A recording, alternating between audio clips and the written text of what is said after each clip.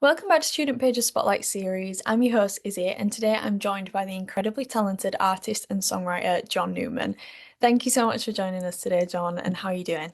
Oh, it's a pleasure. I'm all good. I'm a little bit tired. I think the clock change has ruined me a little bit. I just got back from Europe, so I'm a bit like, "Ugh." But You're a yeah, bit out of it. At yeah, least I'm we good. get a little bit of extra sunlight though, so a Yeah, win is that a was good. Yeah, yeah. win. So it's great to speak to you today. Coming from being a fan myself, this is a really exciting interview for me. So I'm going to jump straight in by congratulating you on your new EP, Love Me Again. How has evolving an old track into so many great new tracks helped to inspire your creative process with your return back to music? I think it's quite a good reflection of my creative process that exists on a daily basis outside of me actually creating sometimes. I think in that remix pack, there's obviously the re-release, which I was very much at the forefront of creating and producing, and there's a second one which is called 642 Remix, which is actually my alias. So that is again me producing another remix. But throughout all of them, it's been really, I wanted to be really selective. Obviously the songs had like such a crazy legacy, and wanted to refresh it in the right way. So really wanted to work with some guys that I wanted to collaborate with so that I could help to make the right versions of the track and keep that legacy going in the right way and present it in the right way. But also that we're going to bring something fresh to it. So it's been amazing in that way, working alongside all them people to create these amazing remixes and to go through that whole process. But I think why I say it's a good reflection of what I do creatively and in my job most days is because it really is kind of it's a business as well now, in Mm. that way. So I really enjoyed it, but it was just super important that we gave it a new light. I don't want to say a new birth, but a new light credits the longevity of it and gives it something fresh in the right way. And I think we did that. So yeah. Yeah, 100%. And so, like you said, it's had such a legacy, and you've had such a hugely successful career and worked with some incredible people. So, can you give us a little bit of background on how you got into the music industry and why you chose to go in this direction? I think a lot of people relate to that are creative, where you kind of put on the horse blinkers on something that you're obsessed with and wake up thinking about and go to sleep thinking about, and it's something that like I hate saying it, but I'm 35 years old. I've been doing it since I was 12 years old, and I can safely say that I've only had 1 year in that entirety of life where I've woke up not thinking about it. And I think it's purely my obsession every day. I love every element of it, and I love it so much. And I think that's how it started in that way. And I kind of put the horse blinkers on and then just went for it, and everyone kind of jumped on it. But it kind of started mainly when, even though I was sat making music in my bedroom constantly, when I lost my job. I was working in Finsbury Park in London and lost my job at the bar for giving out free drinks and moved in with Piers from Rudimental, who wasn't Piers from Rudimental, or Rudimental didn't really exist at the time. And then we kind of started making them drum and bass tracks, and yeah, then the whole music industry was jumping all over who's John Newman, who's these guys. And then yeah, just like I said, like the horse blinkers, moving forward, the journey Mm. continues. So it's just grown and grown, but I've still maintained the same drive and consistency creatively as just being me. And I think that's super important for Mm. anyone listening that might be trying to start out. It's just like I've just always done what I want to do, and it's only in the latter years of doing it that it's become creative in a business aspect as well. But yeah. Yeah, definitely. And so the moral of the story is if you work in a bar, give out some free drinks. Yeah, don't do it in like a chain gastro pub though. I mean, in Leeds it worked great in like a rockabilly bar, but not in London in a chain gastro pub. They didn't appreciate that. Yeah. Yeah. And so you're very well known for being able to bring a lot of genres to life and blend a lot of genres also. So how would you describe your music and what do you think makes it stand out? I think you're so right there with the genre thing, and I don't. I'm still, this is like a question that I work on every day to find the answer. And I think it's to ask yourself that question all the time and to keep trying to find the answer is the reason I keep going. And, but I think the easiest way to explain it is that all I do is I started this really young was to build a bucket of influence, I call it. And what I do is I go around and listen to all these amazing records. I can, you know, look back at Love Me Again, which was a genre non-specific track almost. I was listening to 90s rave music and house pianos, and I was listening to Motown music, and I was listening to Mumford and Sons and Florence and the Machine. I was listening to Bon Iver. I was listening to all these things, but and I still do listen to all these people. And it's not so much, I hate the idea of when I go in a songwriting session, like, that's the reference. And I'm like, what do you mean, the reference, the one reference?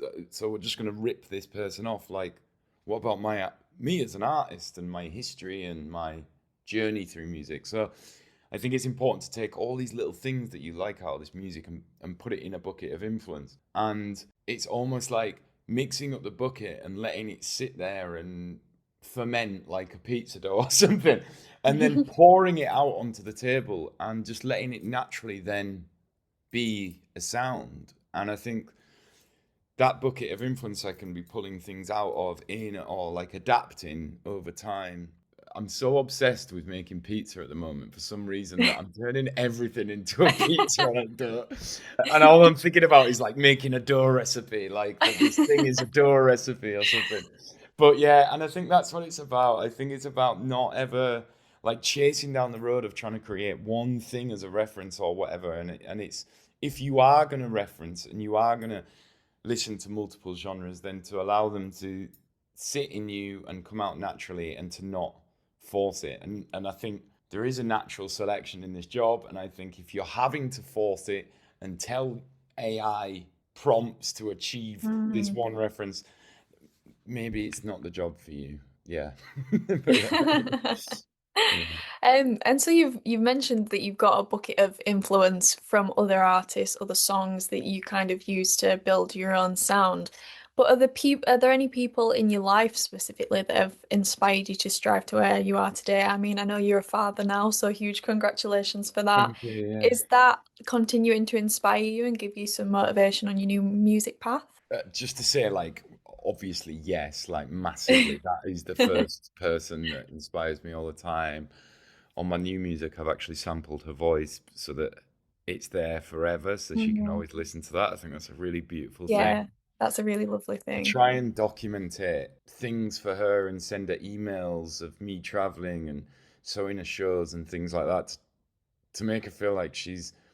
I don't want it to be like this fake fame thing or like Mhm. glam or all. I just want the realness of like why dad wasn't there as much as I really want to be, or I want to show her how much she inspires me as well. So yeah, that's a massive one. But I honestly, like, I think that throughout doing this, it's the team you build around you, and I do have a handful of incredible creatives that work around me that I run ideas through and work with, and I really appreciate all them guys. And even like my touring team is something I've built up over years and adapted to this DJ change as well. So yeah, it's them guys really inspire me to keep pushing to creating new tech for the live show, to creating new things, or to when I look at my creative like on socials, like creating new creatives and avenues to go down. And like I love this whole thing and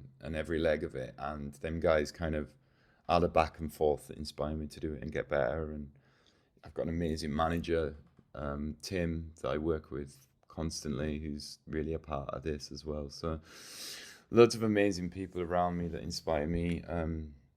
Yeah, but I've got to give the big one.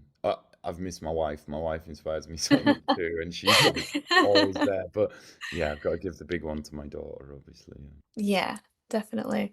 And it's really lovely to have so many people around you that can inspire you. And that leads me very nicely on to my next question.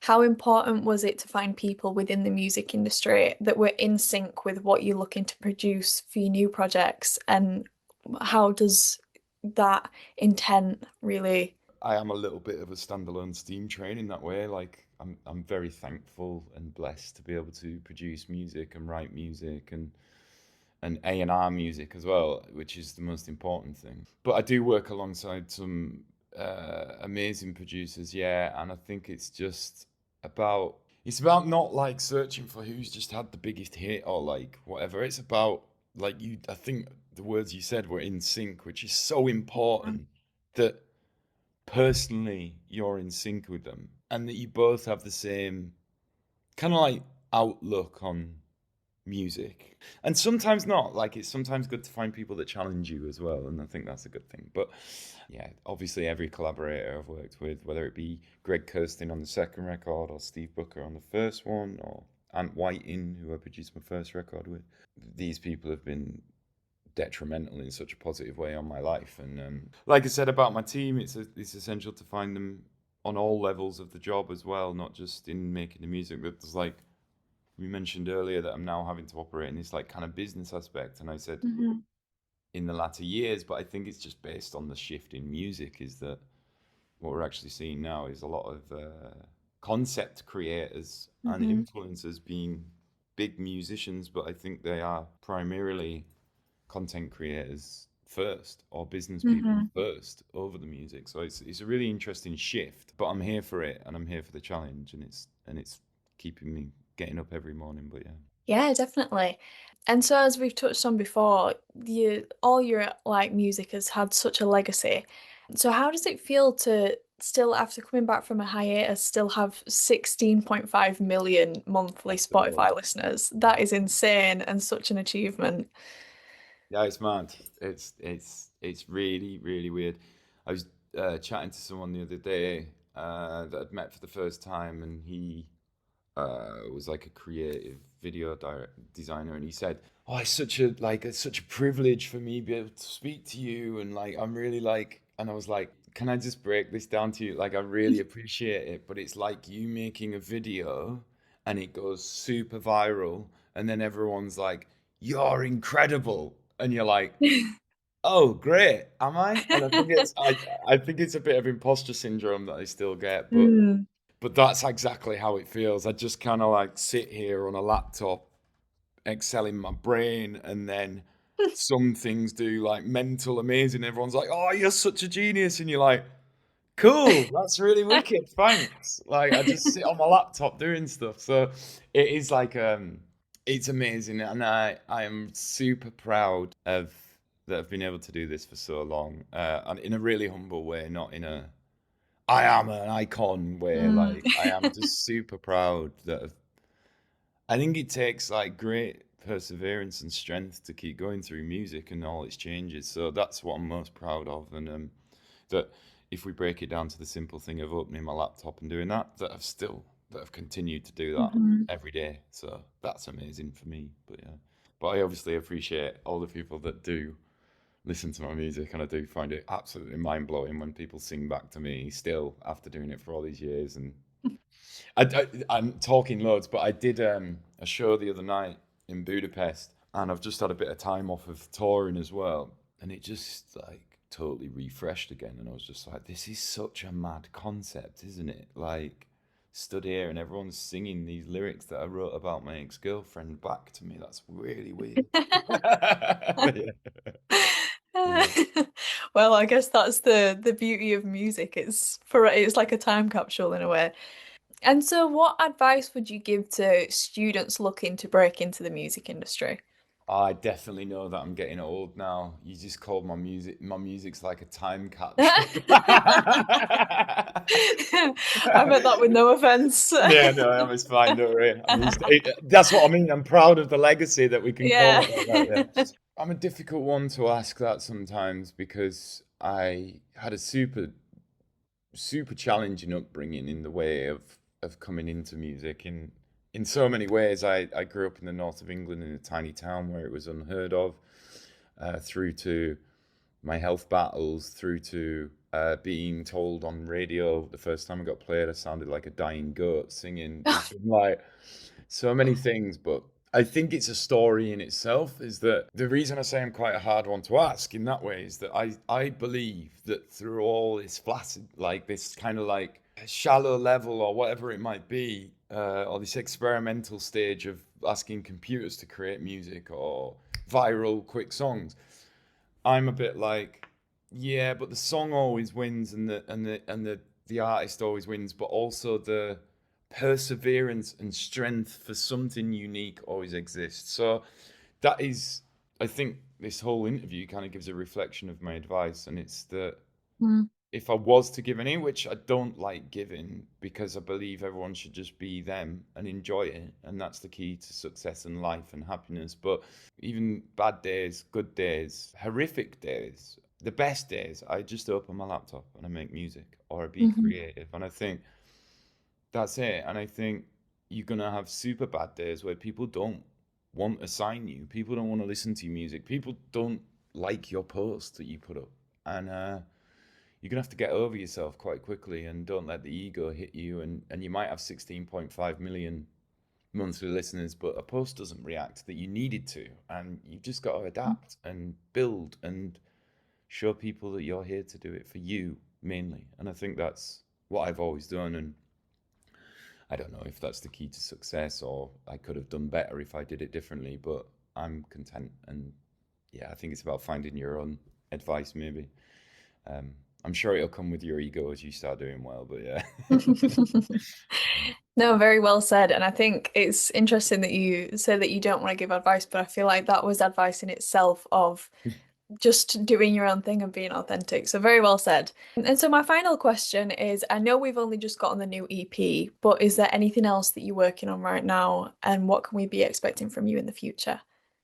Yeah, so I just kind of went on my socials recently, and I think everyone thought, oh no, I've been a bit back and forth throughout my career, especially on the limelight thing. Like I like to sit in and out of it as well. So I think everyone was like, oh no, he's leaving again. But I kind of said that I'm just going to take a minute to focus on it's so much pressure doing this job now. Mhm. Like you're really kind of doing all angles, and if you want to do it properly and keep creative control like I do, it's exhausting.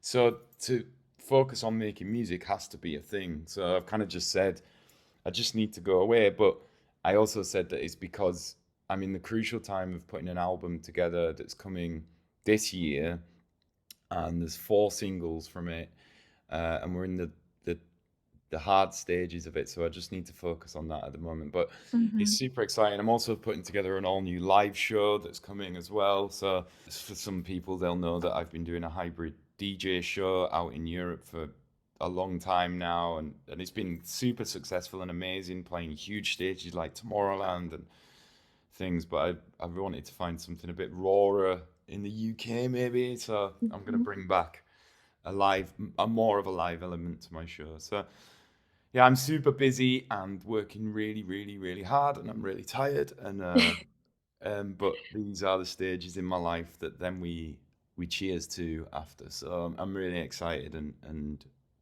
it's me just being me and enjoying the process, which is good because sometimes you don't enjoy the process, but I am, so it's really good. But yeah. Yeah, 100%. Well, that's all I've got for today, but thank you so much for joining me. And it's been an absolute pleasure and hugely inspiring to speak to you today.